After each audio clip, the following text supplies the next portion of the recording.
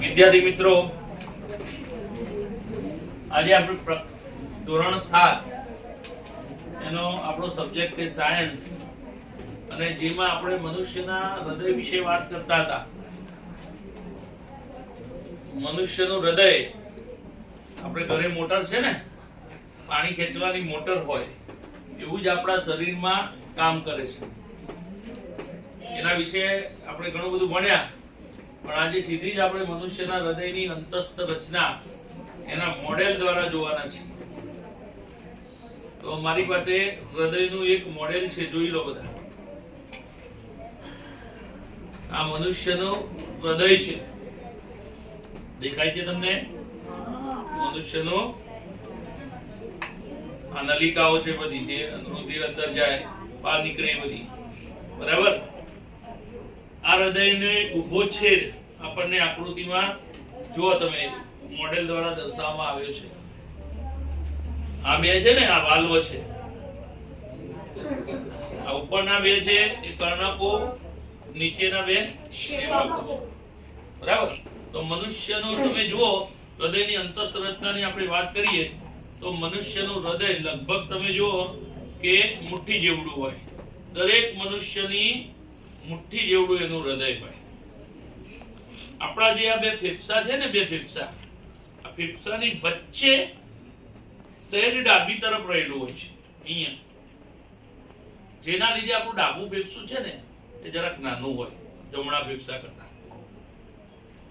બે ફેફસાની વચ્ચે રક્ષાયેલું હોય છે હૃદય, પાંસળીઓની વચ્ચે, કારણ કે બહુ અગત્યનું અંગ છે આપણા શરીર માટે. શંકુ આકારનું હોય છે. એનો આકાર કેવો છે? શંકુ આકાર. મનુષ્યના હૃદયની રચના જોઈએ તો તમે જોતા હશો કે મનુષ્યના હૃદયમાં 1, 2, 3 અને 4 એમ 4 ખંડો પડે છે.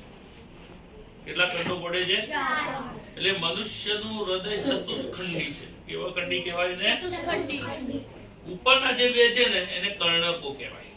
શું કહેવાય? કર્ણકો. અને નીચેના બે છે એને ક્ષેપકો કહેવાય. આ કર્ણકોની દીવાલ હોય ને એ પાતળી હોય. કેવી હોય? પાતળી. જ્યારે ક્ષેપકોની દીવાલ જાડી હોય છે. જમણું કર્ણક, જમણું ક્ષેપક, ડાબું કર્ણક અને ડાબું ક્ષેપક. બરાબર છે? જમણા કર્ણક અને જમણા ક્ષેપકમાં વચ્ચે જે વાલ્વ રહેલો હોય એને ત્રિદલ વાલ્વ કહેવાય. કયો વાલ્વ કહેવાય? ત્રિદલ વાલ્વ. આ વાલ્વ મારફતે આ રુધિર આની નીચે જાય. ડાબા કર્ણક અને ડાબા ક્ષેપકમાં જે વાલ્વ રહેલો છે એને દ્વિદલ વાલ્વ કહેવાય. કયો વાલ્વ? દ્વિદલ વાલ્વ. હવે પરીક્ષાની અંદર તમે કદાચ એવું થાય અને પરીક્ષામાં પૂછાય કે ભાઈ જમણા કર્ણક અને જમણા ક્ષેપક વચ્ચે કયો વાલ્વ રહેલો, તો આપણે તો વિચારતા થઈ જઈએ કે દ્વિદલ વાલ્વ છે કે ત્રિદલ વાલ્વ. તો યાદ રાખવા માટે એક તમને સમજાવું છું. જ મ નું કેટલા અક્ષર થાય? 3. તો જમણા કર્ણક અને જમણા ક્ષેપક વચ્ચે કયો વાલ્વ હોય? ત્રિદલ. ડાબા કર્ણક અને ડાબા ક્ષેપક વચ્ચે ડાબું કેટલા અક્ષર થયા? 2 એટલે દ્વિદલ વાલ્વ. જમણું 3 એટલે ત્રિદલ, ડાબું 2 એટલે ત્રિદલ. હવે ગોખવાની પાકું કરવાની કઈ જરૂર નથી. પરીક્ષામાં પૂછાય કે જમણું કર્ણક અને જમણું ક્ષેપક, તો જમણું કેટલા અક્ષર થાય? 3 હોય તો ત્રિદલ વાલ્વ, 2 હોય ડાબું તો કયો વાલ્વ કહેવાય? ત્રિદલ. ક્લિયર? મગજમાં વાત ઉતરી? હૃદય સતત જીવન પર્યાત ધબક્યા કરે છે, બરાબર. નેક્સ્ટ પીરિયડમાં આપણે મનુષ્યના હૃદયની રુધિરનું જે પરિવહન છે એ જોઈશું. ખ્યાલ આવ્યો? જમણા કર્ણક અને જમણા ક્ષેપકમાં ઓક્સિજન વગરનું અશુદ્ધ રુધિરનું વહન થાય છે, જ્યારે ડાબા કર્ણક અને ડાબા ક્ષેપકમાં ઓક્સિજન વાળા શુદ્ધ રુધિરનું વહન થાય છે. ફેફસા સાથે જોડાયેલું હોય. શરીરના અંગોમાંથી રુધિર શરીરના અંગો એ પહોંચાડવાનું કાર્ય કરે ઓક્સિજન વાળું શુદ્ધ રુધિર, અને જે ઓક્સિજન વગરનું અશુદ્ધ રુધિર છે ક્યાં જાય? ફેફસામાં જાય શુદ્ધ થવા માટે. બરાબર છે? તો આ મનુષ્યના હૃદયની અંતસ્થ રચના હતી ધોરણ 7 મુજબ. તમે ધોરણ 10 માં આવશો એટલે આનાથી વિસ્તૃત સમજાવીશ. બરાબર, તમારા કક્ષા પ્રમાણે હાલ આટલું જ. બરાબર, સમજ પડી ગઈ?